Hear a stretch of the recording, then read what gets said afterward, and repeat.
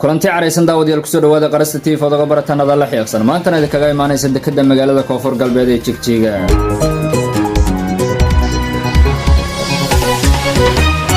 taariikhdu waxay ku beegatahay 1950 kuna soo dhawaada wararka qarasta kuwooda ugu walwaala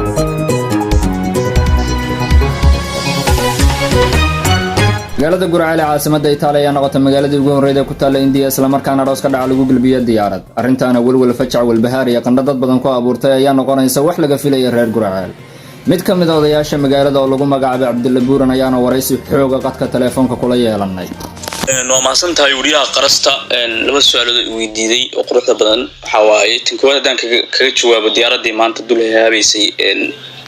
magaalada Jafanjaf waxay ahayd mid ka mid ah diyaaradaha laga leeyahay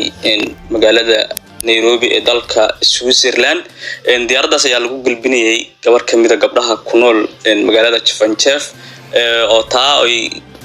familku siiyeen wiil ka soo jeeda magaalada Nairobi ee wadanka Switzerland waxa waaye qarasto wariyaha qarasto waxa waaye su'aasha labaad ee weydiiday oo ahayd waxaad ugu baaqaysaa ama kula talinaysaa dadka ku nool Jafanjaf iyo magaalooyinka hoos yimaada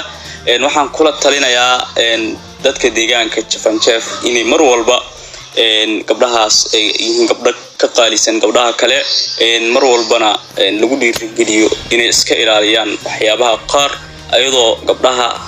ku nool magaalada Jafanjaf inta badan lagu galbiyo diyaarado maanta aad arkaysan wacdaraha anig sidoo kale waxaan baaq u dirayaa dadweynaha ku nool sida Simroonshe Tuulo Gaban Ceel Cali Faarax inay gabdhahooda sidoo kale u ogolaadaan in ayagana diyaarado lagu galbiyo si looga maarmo in gabdhaha ku nool magaalooyinkaas Ceel Cali Faarax iyo Jafanjaf iyo Tuulo Gaban in dhulka mar dambe lagu galbiyo marka suudu aad u mahadsantahay sida quruxda badan ee la soo xiriirtana waa kaaga mahad celinay Libax warkii aad kala socoteen idaacada qarasanta iyo kuwiga daawadayaal wariyaha idaacada qarasta oo sida iyo nabadgelyo